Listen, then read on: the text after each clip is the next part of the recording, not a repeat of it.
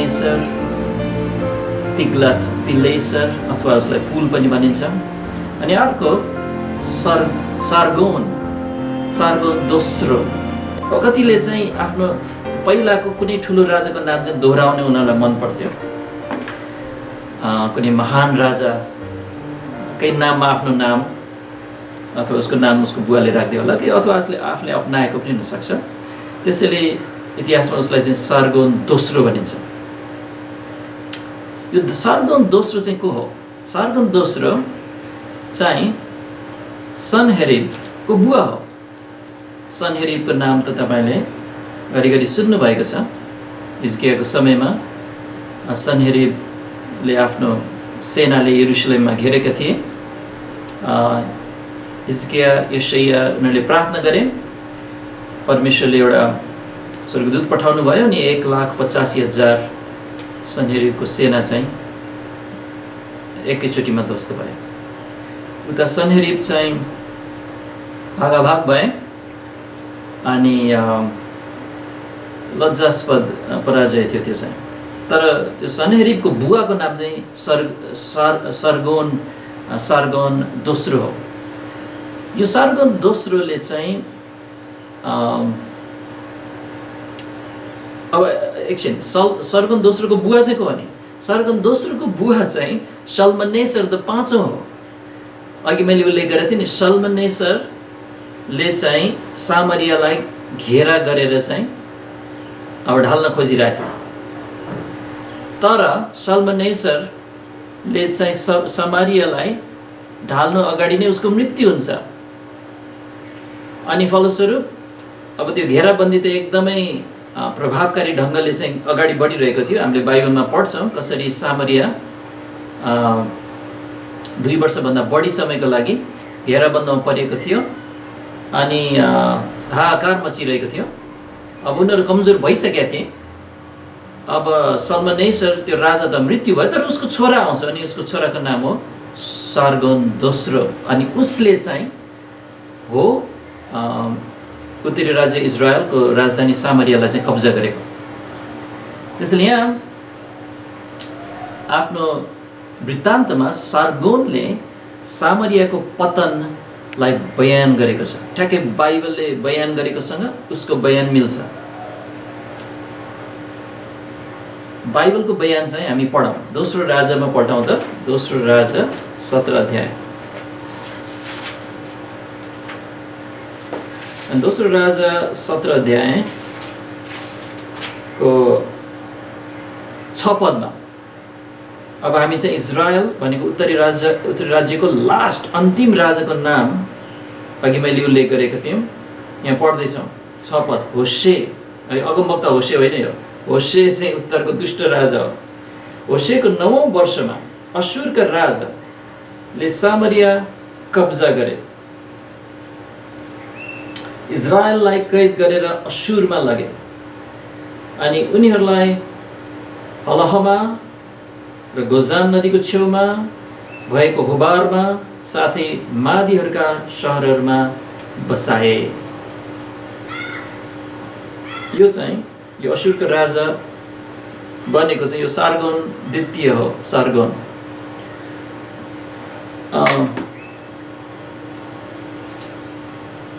अनि त्यसपछि दोस्रो राजा 17 को 24 बाइबलमा पल्टाउनु होला। 17 को 24। अनि अश्शूरका राजाले, त्यही सार्गोन द्वितीयको कुरा हुँदैछ, उसले बाबेल, कुता, अब्बा, हम्मात र सपर्वैमबाट मानिसहरू ल्याए। यो मेसोपोटामियाको ठाउँहरूबाट मानिसहरू ल्याएर के गर्छ र तिनीहरूलाई इजरायलीहरूको सट्टामा भनेको उत्तरी राज्यको इजरायलीहरूको सट्टामा सामरियाका सहरहरूमा राखे अनि तिनीहरूले सामरियालाई आफ्नो अधिकारमा लिए र त्यसका सहरहरूमा बसे। यहाँ देख्छौँ कि उत्तरी राज्य कैद गरेर थुप्रैलाई लगेको छ। अब रित्तो भएको छ। अब त्यस्तो उत्पादन हुने ठाउँलाई त्यतिकै छोड्नु त भएन। बुद्धि त थिएन यी असुरी राजाहरू। खालि त्यहाँ चाहिँ फेरि विद्रोह नहोस् भनेर चाहिँ यहाँको त्यहाँ, त्यहाँको यहाँ यस्तो गरिरहेको थियो उनीहरूले। त्यसैले अरू ठाउँबाट चाहिँ उत्तरी राज्यमा चाहिँ बसोबास गर्न मान्छेहरू ल्याउँछन्। अनि पछि के हुन्छ भने यिनीहरू नै त्यहाँ बाँकी भएका केही थोरै इजरायलीहरू थिए, उनीहरूसँग अन्तर्विवाह हुन्छ। अन्य जातिहरू र इजरायली यहुदीहरू अन्तर्विवाह हुन्छ अनि उनीहरूबाट नै यो सामरीहरू भन्ने जातिको उत्पन्न हुन्छ, जो चाहिँ एउटा मिश्रित जाति हो, सामरीहरू। जे होस्, अब यो उत्तरी राज्यमा भएको यो घटना हो। अनि बाइबलमा चाहिँ यसरी उल्लेख छ। अब ठ्याक्कै यही कुरा फरक शब्दमा अश्शूरीहरूको अभिलेखमा पनि भेटिन्छ। अब उसले के लेख्छ, सार्गन द्वितीयले, उसले भन्छ मैले सामरियालाई घेरेँ र कब्जा गरेँ र 27,290 बासिन्दाहरूलाई लगेँ। मैले सामरियाको सहरलाई पुनर्स्थापित गरेँ। मैले त्यहाँ मेरो आफ्नै हातले जितेका देशका मानिसहरूलाई ल्याएँ। यो अभिलेख चाहिँ फ्रान्सको लुभ म्युजियममा राखिएको छ। यो सार्गोन अभिलेख बाइबलमा जे भनेको थियो यहाँ अब उसको दृष्टिकोणबाट भनेको छ। उसले चाहिँ आफ्नो गर्व साथ उसले थप केही डिटेल लेख्दैछ। अघि मैले भने जस्तै यो उक्त सामरियाको पतन हुनुको पछाडि सुरुमा चाहिँ सल्मनेजर पाँचौँले चाहिँ घेराबन्दी सुरु गरेका थिए, जुन चाहिँ दोस्रो राजा 18 को 9 मा छ। एकचोटि हेर्नुहोस् त, दोस्रो राजा 18 को 9 मा। अब यहाँ दक्षिणमा चाहिँ हिजकिया राजा भएको छ, त्यसैले उसको नाम पनि आउँछ यहाँ।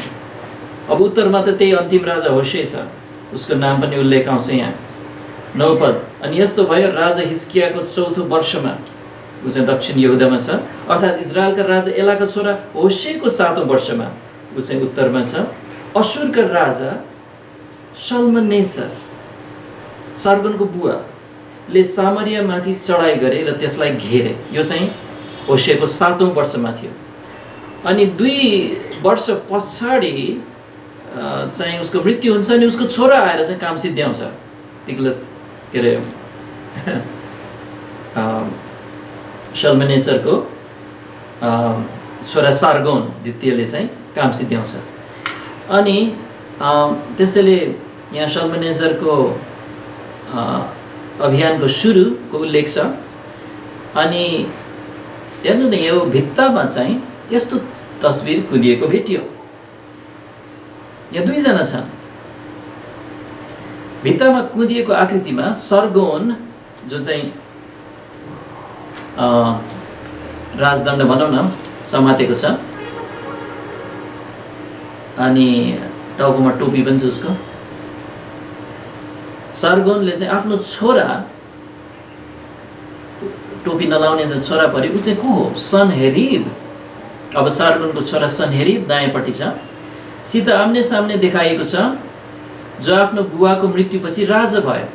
यही सनहेरिबले चाहिँ हिजकिया माथि आक्रमण गर्न खोजेको थियो, तर परमेश्वरले उसलाई चाहिँ नराम्रोसँग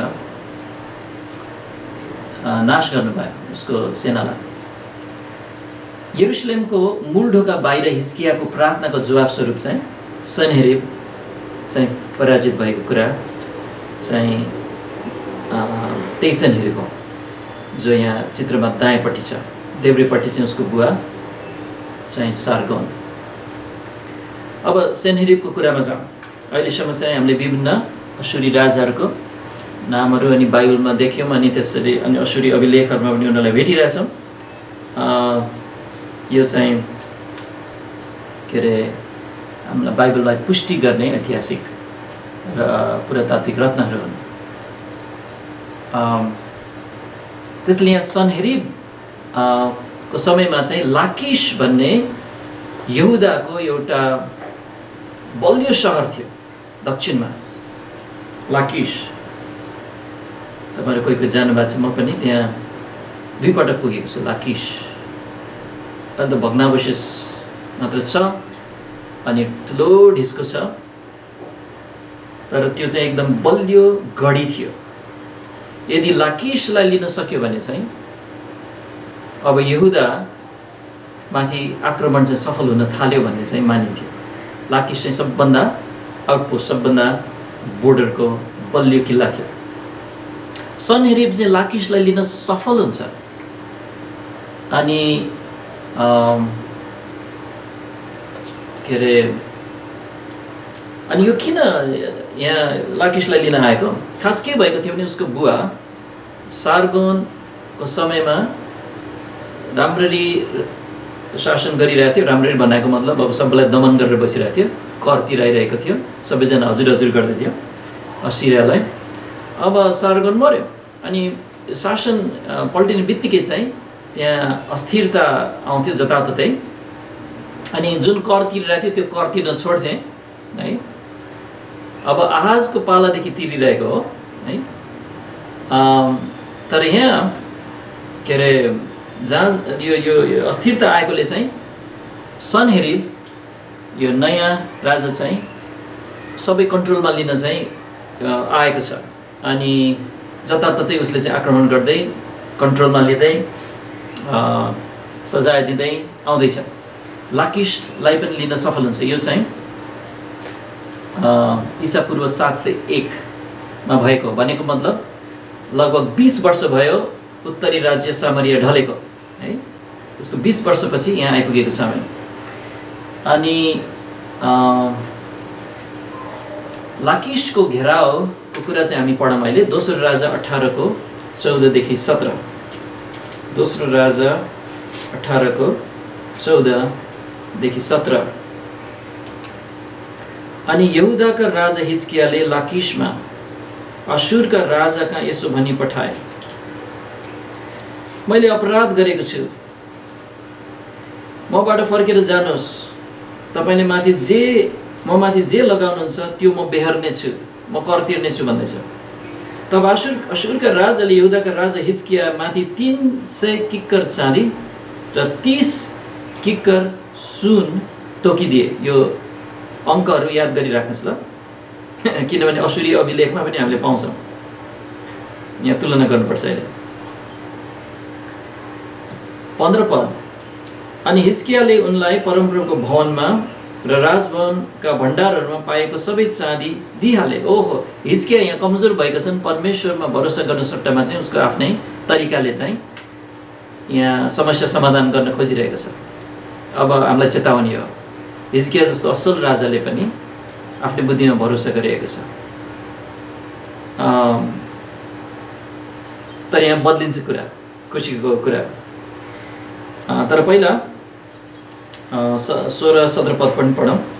त्यसबेला हिजकियाले परमप्रभुको पवित्र स्थानका ती ढोकाहरूबाट र ती खाँबाहरूबाट जसमा यहुदाका राजा हिजकियाले सुन मोहरेका थिए त्यो सुन काटे र त्यो अशुरका राजाले दिए। परमेश्वरलाई भनेर अलग गरेको कुरा फेरि काटेर चाहिँ अशुरलाई दिइरहेछ आफू बच्नलाई। 17 पद। अनि अशुरका राजाले लाकिसबाट एउटा ठुलो सेनाको साथमा तरतान, रबसारिस र रबशाकेलाई यरुशलेमको विरोधमा राजा हिजकियाका पठाए। अनि तिनीहरू माथि चढेर यरुशलेममा आइपुगे। अनि जब तिनीहरू माथि चढेर पुगे तब तिनीहरू धोबीको जमिनको मूल बाटोमा भएको माथिल्लो दहको कुलानेर उभिए। जुन ठाउँमा उनीहरू उभिरहेका थिए नि उनीहरूलाई थाहा पनि थिएन कि त्यहाँ हिजकियाले एउटा सुरुङ खनेको थियो, त्यही मुनिबाट चाहिँ पानी भित्र गइरहेको थियो है। अनि त्यहाँ उभिएर चाहिँ उनीहरूले चाहिँ थर्काउन थाल्छन्, हप्की दप्की गर्न थाल्छन्, ताकि उनीहरूलाई विचलित बनाउनहरू उनीहरू चाहिँ ल हामी चाहिँ आत्मसमर्पण गर्छौँ भनेर चाहिँ उनीहरूले आत्मसमर्पण गरोस् भनेर लडाइँ बिना नै जित्न खोज्छन् उनीहरू। अनि यो कुरा चाहिँ अरू दुईवटा ठाउँमा पनि उल्लेख छ, हामी पल्टाउने छैनौँ। तर दोस्रो इतिहास 32:9 र यशाया 36:2। किनभने हिजकियाको समयमा यशाया अगमवक्ता थियो। यशाया लामो समय 4 जना राजाहरूको समयमा अगमवक्ता थिए। अनि त्यसैले यशायाको पुस्तकमा पनि यो घटना पाइन्छ। दोस्रो इतिहास 32:9 यही हामी हेर्नेछौँ स्क्रिनमा। त्यसपछि अशुरका सनहेरिबले तिनी आफै चाहिँ लाकिसमाथि चढाइ गरिरहेका थिए अनि तिनको सारा सेना तिनको साथमा थियो। यरुशलेममा आफ्ना कर्मचारीहरूलाई यसो भन्न पठाए, अब लाकिसलाई चाहिँ उनीहरू कब्जा गर्न सफल भइसकेका थिए, यरुशलेम पनि लिन खोज्दैछन्। तर लाकिसलाई उनीहरूले कसरी कब्जा गरे भन्ने कुरा चाहिँ सनहेरिबले आफ्नो दरबारमा भित्ताहरूलाई चाहिँ ढुङ्गाको स्ल्याबहरू भनेपछि जस्तो कि मार्बल सोच्नुहोस् होइन, मार्बलको स्ल्याब हुन्छ नि 1 इन्ची मोटो, कति अलिक कम मोटो होला, तर यो चाहिँ अब अर्कै खालको ढुङ्गा, के खालको ढुङ्गा हो, त्यो खालको ढुङ्गाहरूको ठुल्ठुलो पाटाहरूलाई चाहिँ भित्तामा चाहिँ उनीहरूले टाँसेका हुन्थे। अनि प्राय यो प्राचीन दरबारहरूमा चाहिँ भित्तामा अनि भुइँमा माथि यसरी चाहिँ ठाउँ ठाउँमा यसरी प्रयोग गर्थे। अनि भित्तामा चाहिँ त्यसमा कुँदेको थियो, के कुँद्यो भने लाकिसलाई हामीले कसरी कब्जा गर्यो। 90 फुट लामो यो तस्बिर कुँदिएको तस्बिरहरू उसले कुँदेर चाहिँ आफ्नो दरबारलाई सजाएको थियो। यो चाहिँ अहिले यो ब्रिटिस म्युजियममा एउटा छुट्टै कक्षमा चाहिँ यसरी राखिएको छ, देब्रेपट्टिबाट सुरु हुँदै हुँदै हुँदै दायाँपट्टि। अनि त्यसैले बाइबलमा भएको यो घटनालाई चाहिँ बडो विस्तृत रूपमा प्रत्यक्ष यहाँ दर्शाइएको छ। मानौ हामी चाहिँ 2700 वर्ष पुरानो घटनालाई चाहिँ, अब भिडियो त होइन यो तर सक्दो उनीहरूले भिडियो जस्तै बनाएको छ।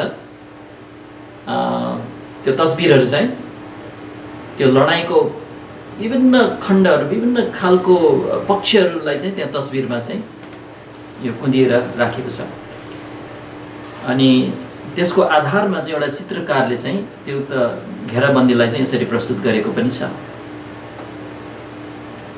लाकिसको कब्जा अझ नजिकबाट उनीहरूले कसरी यो गरे भन्ने कुरा देखाएको छ। त्यो जुन यो तस्बिरमा हेर्नुहोस् न, त्यो अङ्ग्रेजीमा ऱ्याम्प भनिन्छ, RAMP। यो चाहिँ हस्पिटलमा जाँदाखेरि चाहिँ व्हिलचेयरलाई गुडाउने, अब भर्याङबाट जान सकिन गुडाउँदै लान सकिन्छ नि, त्यसलाई ऱ्याम्प भनिन्छ। यहाँ चाहिँ यो ऱ्याम्प चाहिँ लाकिसले बनाएको होइन अवश्य नै, यो त लाकिसलाई कब्जा गर्न सजिलो होस् भनेर उनीहरूले माटो ढुङ्गा थुपार्दै चाहिँ कति थुपारे यिनीहरूले।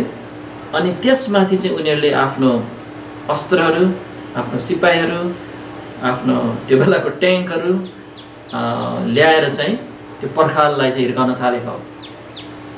अनि त्यसमा रहेर चाहिँ उनीहरूले चाहिँ टावरहरूमा रहेका त्यो यहुदी रक्षकहरूलाई चाहिँ उनीहरूले आक्रमण गर्न सक्थे। अनि त्यो ऱ्याम्प अहिलेसम्म छ, त्यो निकै भिरालो छ यहाँ त त्यति भिरालो देखिँदैन, तर त्यहाँ लाकिसमा जानुभयो भने निकै भिरालो छ। अनि अहिलेसम्म त्यही छ।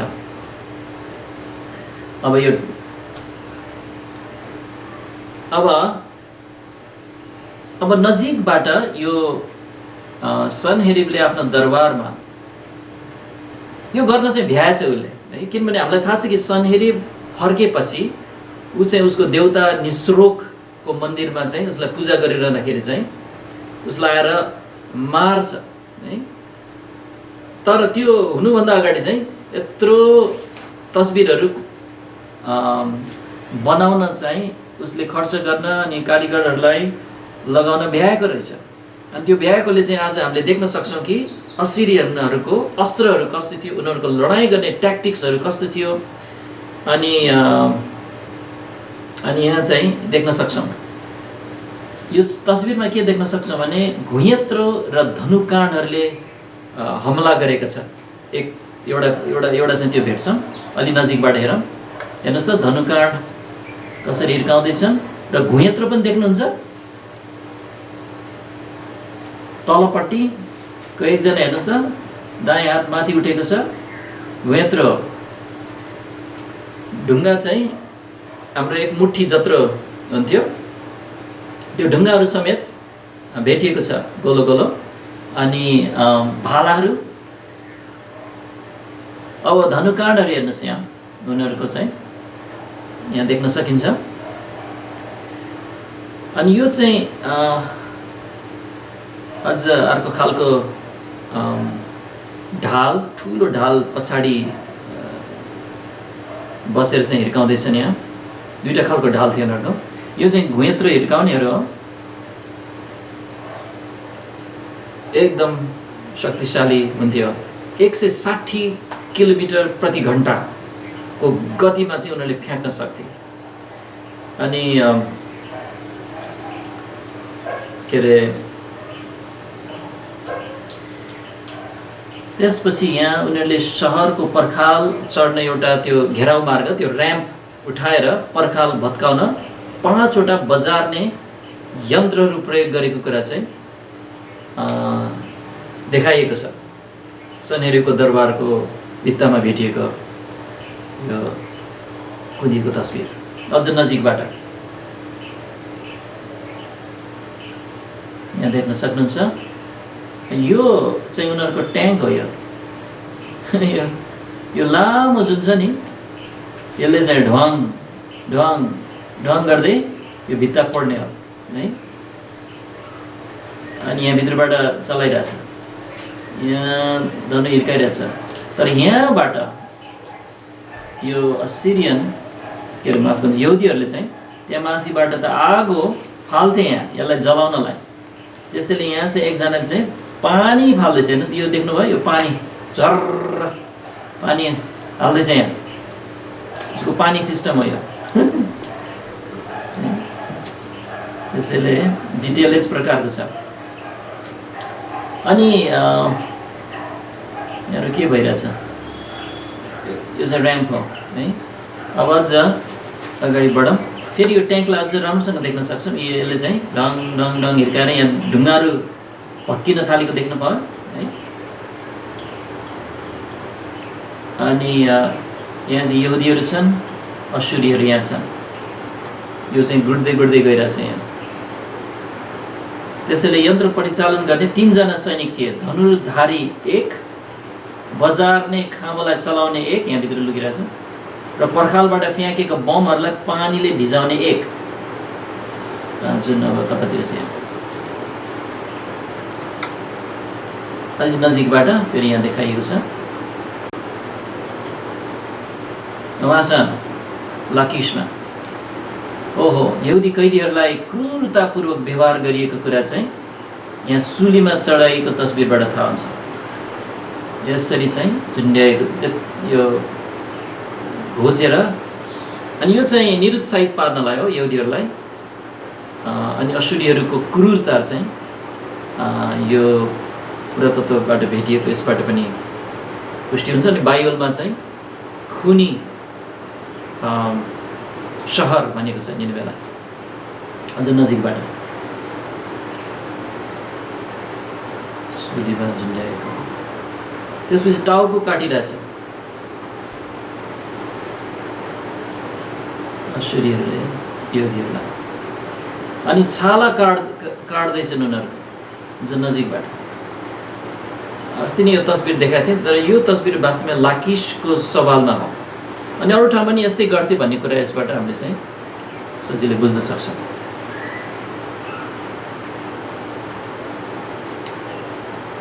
सहरको रक्षा गर्ने धेरै यहुदीहरूका टाउकोहरूको थुप्रो यहाँ लगाएको छ, लागेको छ टाउकै टाउको।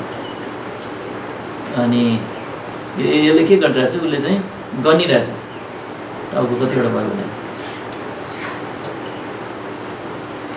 बचेकाहरूलाई कैदीहरूको रूपमा लगारिएको छ र उनीहरूका सम्पत्ति जफत गरिएको छ। यो पनि त्यो भित्तामा कुदिएको भेटियो। नजिकबाट हेरौँ, यहुदी स्त्रीहरू, बालबच्चाहरू। अब यहाँ देख्न सक्छ उनीहरूको पशु पनि उनीहरूको करङ गरी देखेछ भनेपछि घेराउले गर्दाखेरि उनीहरू खान नपाउने भइसकेको थियो। उनीहरूलाई आफ्ना विजेताहरूका सामु घुँडा टेकाएको यहाँ देखाएको छ नजिकबाट। यहुदीहरू यिनीहरू चाहिँ अश्शूरीहरू। बचेका यहुदी अगुवाहरूलाई चाहिँ सनहेरीबको सामु ल्याइएको छ। यहाँ सनहेरीब चाहिँ सिंहासनमा बसिरहेछ अनि यहुदी अगुवाहरू चाहिँ अब उसको सामु खडा हुनु परेछ। अनि सनहेरीबको सेवकहरूले उसलाई पङ्खा हम्काइरहेछ है, उनीहरूको ड्युटी गर्दैछ त्यहाँ शीतल पार्दै। कैदीहरूलाई जबरजस्ती आफ्ना वीणा बजाउन लगाइयो। त्यो पनि सनहेरीबको दरबारमा चाहिँ लाकिसलाई जितेपछि यस्तो गराएको भन्ने कुरा चाहिँ यहाँ देखाएको छ। बेबिलोनले पनि त्यस्तै गराएको थियो, जसरी भजन सङ्ग्रह 137 को 3 मा पढ्छौँ। किनभने हामीलाई कैद लगेर गरेर लैजानेहरूले त्यहाँ हामीलाई गीत गाउन लगायो।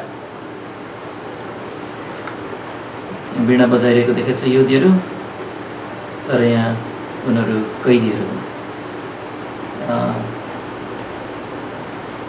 अब अर्को कुरा, पुरातात्विक रत्नहरूमध्ये चाहिँ टेलरको प्रिजम पनि पर्छ। यो चाहिँ गिलो माटोलाई यो आकार दिएर, षट्कोण आकार दिएर चाहिँ त्यसमाथि 6 वटा पाटाहरूमा चाहिँ शिलालेखको रूपमा चाहिँ लेखिएको छ।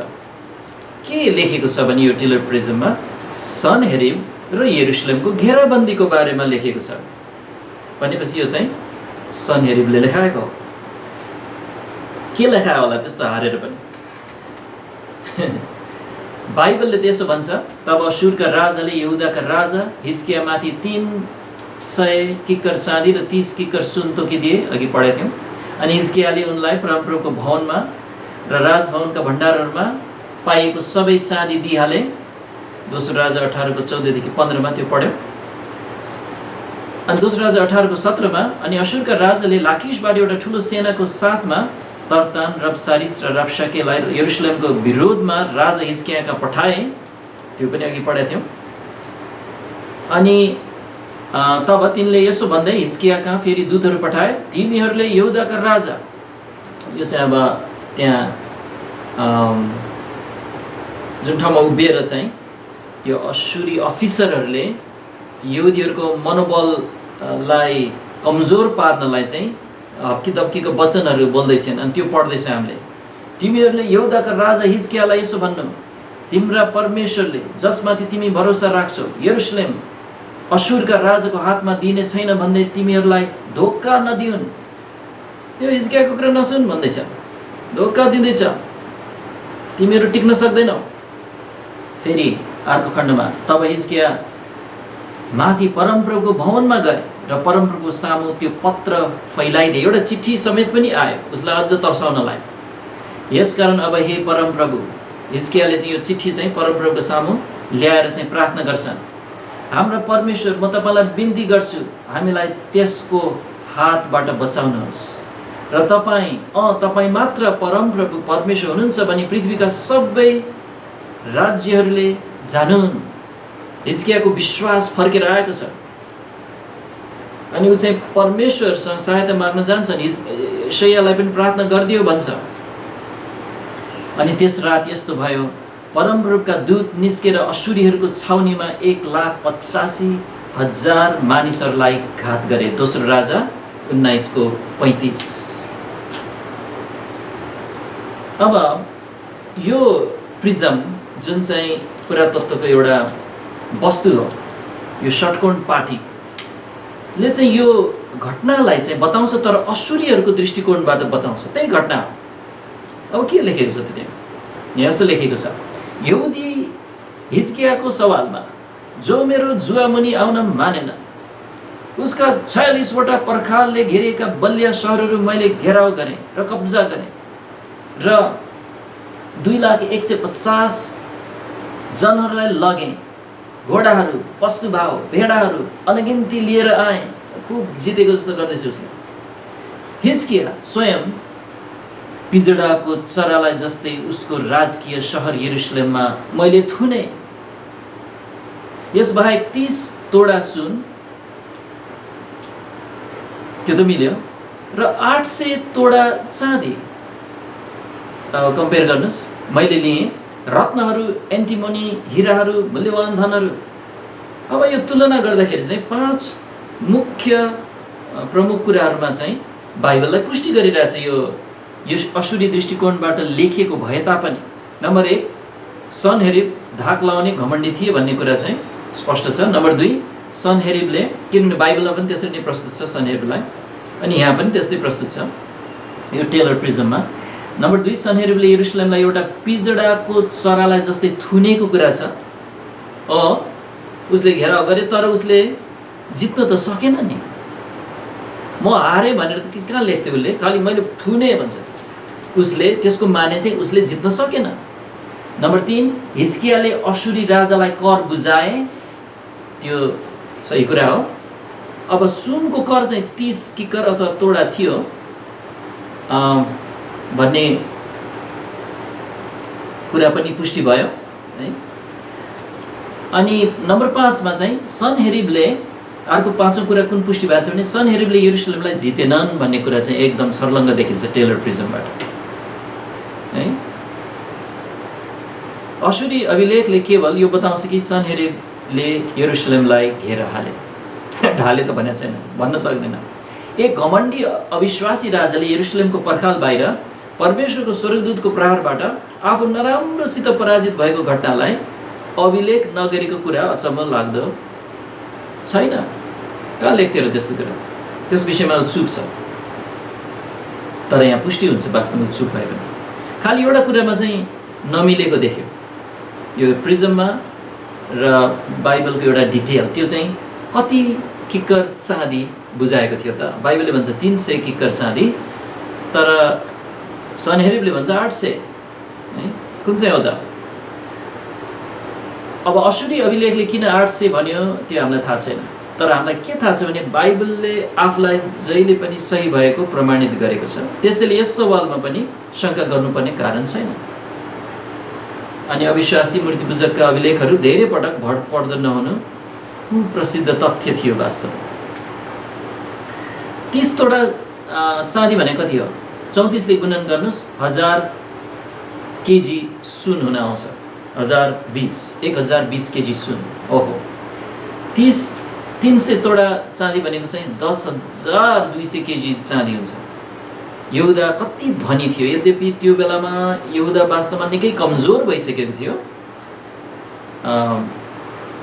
तैपनि यति धनाढ्य देख्छ। यसले चाहिँ एउटा झलक दिन्छ इतिहासको त्यस घडीको, झन् परमेश्वरबाट पछि नहटेको अवस्थामा, सुलेमानको अवस्थामा कति गौरवमय थियो इजरायल। अब असुरको विनाश चाहिँ अन्तिम विदा सहितमा अन्त गर्छ। त्यसैले अलिकति समय धैर्य गर्नुहोला। 7 बजे चाहिँ नाग्ने भयो, तपाईँलाई भोक लाग्ने भयो अब कोही कोहीलाई।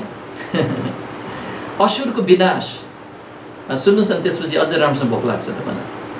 परमेश्वरले इजरायललाई सजाय दिनलाई यो असुरीहरूलाई प्रयोग गर्नुभएको एउटा हतियारको रूपमा, पछि बेबलोनहरूलाई प्रयोग गर्नुभयो, अनि पछि रोमीहरू इत्यादि। अनि तर असुरीहरूको पनि न्यायको दिन आयो, अनि जब परमेश्वरले असुरीहरूलाई न्याय गर्नुभयो त्यो भयावह थियो। अनि आज हेरौँ कहाँ छ असिरिया? असिरिया छैन, धुलोमा मात्र छ, तर इजरायल चाहिँ जिउँदैछ। असिरिया चाहिँ म्युजियममा मात्र छ। असुरको विनाशलाई एकचोटि पढौँ। भविष्यवाणीको रूपमा चाहिँ यशायाले, इजिकियलले, नहुमले, सपन्याले, 4 अगमवक्ताहरूले चाहिँ पूर्व उल्लेख गरेका थिए। एउटा हामी पढ्नेछौँ, यशाया 10:5 देखि 19। अब याद गर्नुहोस्, यशायाको समय भनेको चाहिँ 700 BC अनि के को समय हो लगभग। अनि अब अलिकति लामो पिरियड छ त्यहाँ, केही दशकहरूको। त्यसैले अहिलेलाई हामीले चाहिँ लगभग 700 BC भन्ने गर्छौँ। त्यसैले अनि 10 अध्यायको 5 देखि 19 मा हामी पढ्न लागिरहेछौँ। म पढ्छु अब 5 पदबाट। धिक्कार अशुरलाई, मेरो क्रोधको लाठो अनि तिनीहरूको हातमा भएको लौरो चाहिँ मेरो रिस हो। परमेश्वरले भन्दै हुनुहुन्छ अशुरलाई चाहिँ मेरो ताडना दिने लट्ठीको रूपमा चाहिँ मेरो चुनिएको जातिलाई सुधार्नलाई चाहिँ प्रयोग गर्न प्रयोग गरेको हुँ। तर धिक्कार यो असुरलाई, यो लाठोलाई। किन? 6 पद, म त्यसलाई भनेको असुरलाई एउटा भक्तिहीन जातिको विरोधमा पठाउने छु। भक्तिहीन जाति भनेको इजरायलको कुरा गर्दै हुनुहुन्छ। अनि जुन मानिसहरूसित मेरो रिस छ तिनीहरूको विरुद्ध लुटपिट गर, शिकार लुचलाच गर र सडकहरूको हिलोलाई झैँ तिनीहरूलाई कुल्ची मिल्ची पार भनी म त्यसलाई आज्ञा दिनेछु। असुरलाई यसरी पठाउनु भयो। 7 पद, तरै पनि त्यसले त्यस्तो विचारै गर्दैन, न त त्यसको हृदयले नै त्यस्तो सोच्दछ। भनेको असुरले चाहिँ म परमप्रभुको सेवा गर्दैछु भनेर त सोच्ने होइन भन्दैछ यहाँ। तर नाश गर्ने र अनेकौं जातिहरूलाई मेटाइदिने विचार त्यसको हृदयमा छ। उसको त आफ्नै स्वार्थ छ त्यहाँ। 8 पद, किनकि त्यसले भन्छ के मेरा शासकहरू सबका सब राजा होइनन् र? के कल्नो कर्कमिस जस्तो होइन र? के हमात अर्पद जस्तो र सामरिया दमस्कस जस्तो होइन र? सब ढाल्दै ढाल्दै आएको छैन र मैले भन्दैछ।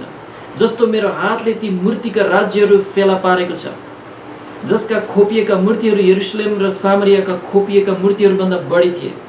के म यरुशलेम र त्यसका मूर्तिहरूसँग पनि त्यस्तै नगरौँ जस्तो मैले सामरिया र त्यसका मूर्तिहरूसँग गरेको थिएँ? 12 पद, यसकारण यस्तो हुनेछ। अब असुरको मनको विचारलाई परमेश्वरले व्यक्त गर्नुहुन्छ यशाया अगमवक्ताद्वारा। अब चाहिँ यस्तो खालको विचारले चाहिँ गरेकोले म तिमीलाई चाहिँ दण्ड दिनेछु।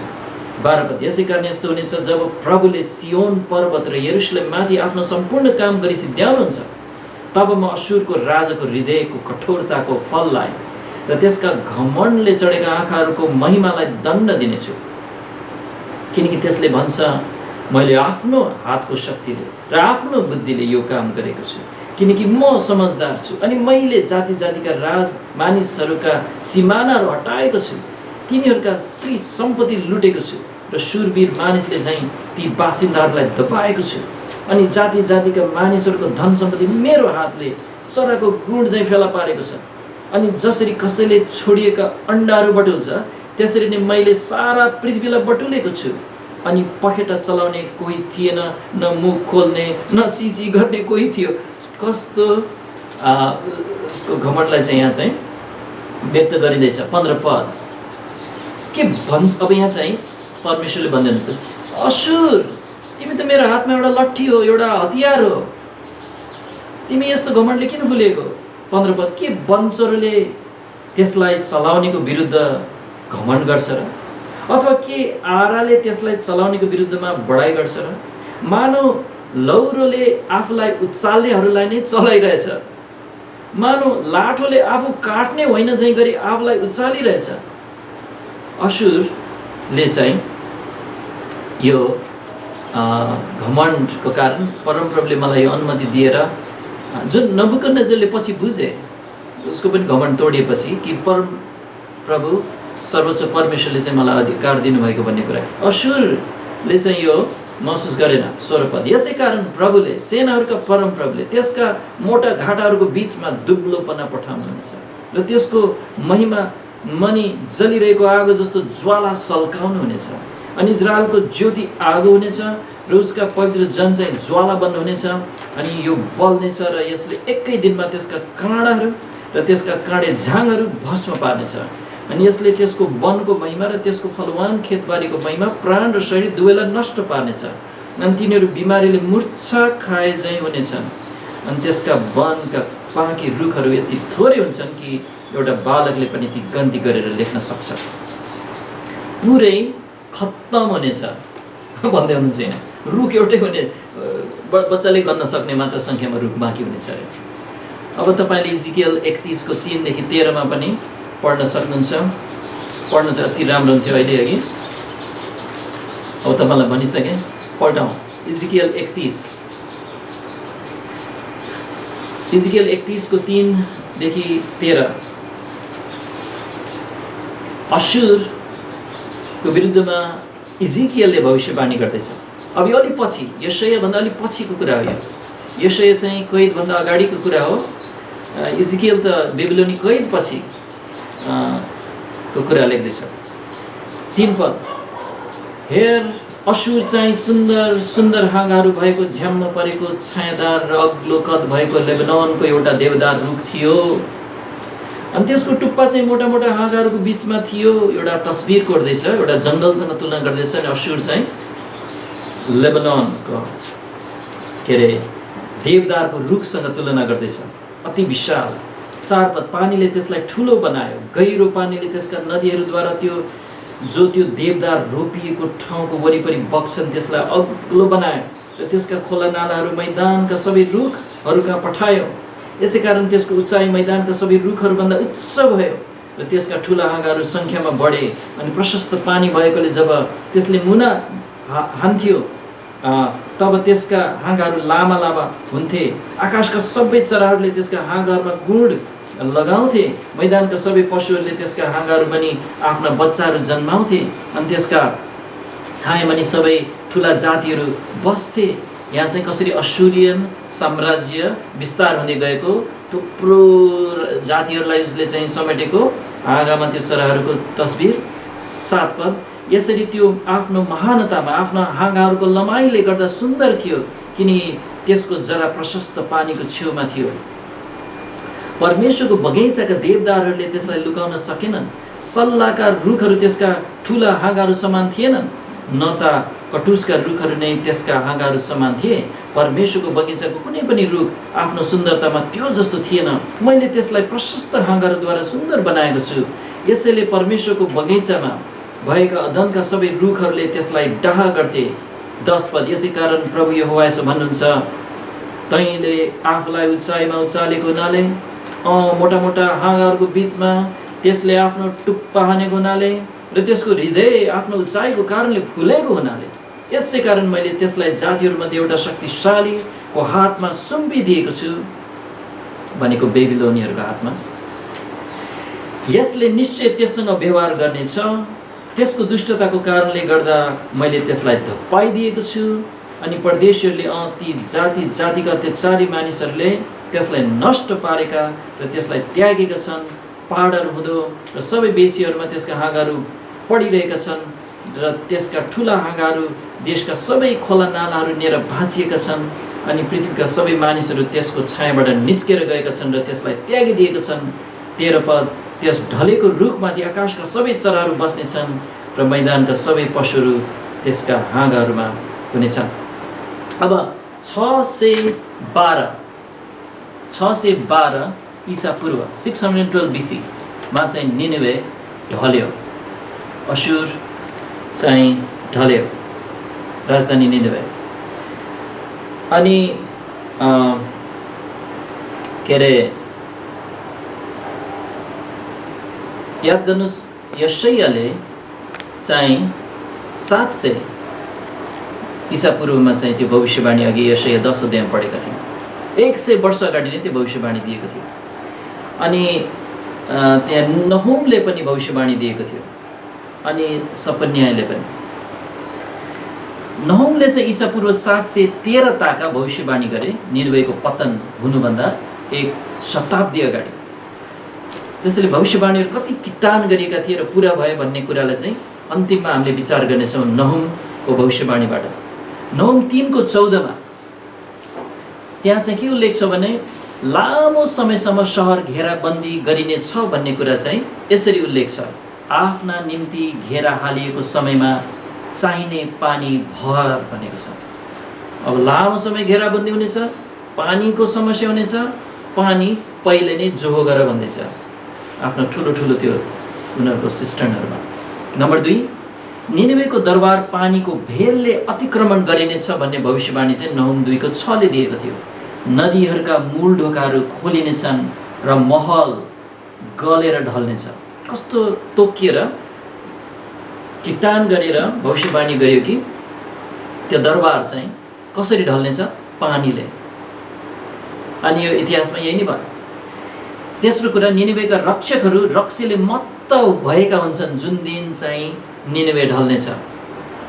अनि ग्रिक इतिहासकार के अरे दियोदोरस ले चाहिँ यो उल्लेख गरेको थियो कि यति उनीहरू चाहिँ आत्मविश्वासले सेल्फ कन्फिडेन्ट भएका थिए कि कसैले हामीलाई पनि केही गर्न सक्दैन। अनि आखिरमा त्यो पानीले पनि उनीहरू रक्षक छ, 2-2वटा पर्खाल छ, उनीहरूलाई कसले के गर्न सक्छ। त्यसैले ठुलो भोज मनाइरहेको बेलामा चाहिँ उनीहरूलाई आक्रमण गरेको थियो। अनि त्यो पानी थामिराख्ने जुन बराज थियो त्यसलाई खोलिदिएर चाहिँ पानी बगेर आएर चाहिँ दरबारलाई अतिक्रमण भएको कुरा चाहिँ इतिहासबाट देख्छौँ। अनि बाइबलमा यो उल्लेख थियो। अनि उनीहरू चाहिँ नहमीको 10 मा भविष्यवाणी गरेको थियो, तिनीहरू पेक्कडहरू चाहिँ दागमध्येले लट्ठ भएका भए पनि तिनीहरू पुरा सुकेका नल चाहिँ भस्म हुनेछन्। चौथो, निनेवेका किल्लाहरू आगोले नष्ट हुनेछन् भनेर पनि भविष्यवाणी गरेको थियो। नहुम 3:13 मा आगोले तेरा आग्लाहरू भस्म पार्नेछन्। जो असुरको राजा थियो त्यो बेलामा उसले के गर्यो भने अब यो आक्रमण थालेपछि उसले चाहिँ आगो लगाइदियो आफ्नो दरबारलाई नै है। अनि अब मैले पनि पाएन, उनीहरूले पनि नपाओस्, यो मेरो राम्रो दरबार भनेर जलाइदियो जस्तो। अनि जुन त्यो भेटिएको दरबारमा भएको भित्ताहरू यहाँ देख्न सक्नुहुन्छ, कालो छ। यो आगोले डढेर निनेवेको दरबारका वास्तविक सामग्री हो नि जुन हामीले यहाँ हेरिरहेका छौँ। अनि 5औं, शत्रु चाहिँ बिना अवरोध सहरभित्र छिर्नेछ र रथहरू सहरका चौडा सडकहरूमा स्वतन्त्रतापूर्वक दगुर्नेछन्। कुनै अवरोध नै हुने छैन यो सहर कब्जा गरिँदा भन्ने कुरा चाहिँ नहुम 2:4 मा उल्लेख थियो। सडकहरू हुँदो रथहरू बडो वेगले दगुर्नेछन्, फराकिला बाटोहरूमा ती एकअर्कासँग ठोकिनेछन्। अनि 6औं, निनेवे पूर्ण रूपमा उजाड पारिनेछ भन्ने भविष्यवाणी नहुम 2:10 मा उल्लेख थियो। त्यो रित्तो, खाली र उजाड भएकी छ। अब यी भविष्यवाणीहरू हुबहु पुरा भए, जस्तो भनेको थियो त्यस्तै। बेबिलोनी क्रोनिकलको ईसापूर्व 609 को अभिलेखले अर्थात् निनेवे पतन भएको 3 वर्ष पछाडि, 612 मा पतन भयो, 300 वर्ष पछाडि भनेको 609 मा चाहिँ के बतायो भने त्यो सहर भग्नावशेषको एक ढिस्को र धुलोको एक थुप्रोमा गिरेको छ। यो बेबिलोनियनले लेखेको कुरा, उनीहरूले नष्ट गरेको निनेवे चाहिँ 3 वर्षपछि चाहिँ यस्तो अवस्थामा थियो। निनेवे बिस्तारै मरुभूमिको बालुवामाथि के अरे बालुवा मुनि चाहिँ नदेखिने गरिकन पुरिँदै गयो। पछि त कसैले नदेखिने गरी पुर्यो, पुरै बालुवा मुनि। अनि कहाँ निनेवे छ भन्ने कुरा मान्छेलाई याद पनि भएन। कता हो खै यतै होला है, कता हो। अनि 2400 वर्षसम्म चाहिँ निनेवे सहर बालुवामुनि पुर्यो। अनि 19औं शताब्दीको बिचताका अस्टेन हेनरी लेयार्डले चाहिँ उत्खनन गरेर बल्ल निनेवे पत्ता लगाए। अनि जुन अघि सुरुमा मेरो पछाडिको तस्बिर देखेको त्यो दरबार त्यो सहरको चाहिँ केही भाग हो। अनि उनले यसरी लेखे, त्यहाँ मानिसको बसोबासोको कुनै सङ्केत थिएन। उसले चाहिँ उत्खनन गर्ने बेलाको कुरा, कतै मानिस छैन, एउटै मान्छे छैन। निर्जल र बाँझो उजाड भूमिमाथि आँखा चहाड्दा त्यहाँ कहिलेकाहीँ बतासले उडाइएको बालुवाको बादल बाहेक केही देखिँदैन थियो। उसले भन्छन् यो भग्नावशेषको एक थुप्रो हो। ठ्याक्कै बाइबलमा जो भविष्यवाणी गरेको थियो यो सहर चाहिँ रित्तो उजाड खाली हुनेछ भनेको परमेश्वरको वचन सत्य ठर्यो। अनि हाम्रो चाहिँ असिरिया अथवा असुरको अध्ययन चाहिँ हामी अन्त गर्नेछौँ। हुन्छ, धैर्य गर्नुभएको लागि धन्यवाद छ। हुन्छ त हामी प्रार्थना गरौँ, प्रभुलाई धन्यवाद दिउँ यी अध्ययनहरूको लागि। हुन्छ।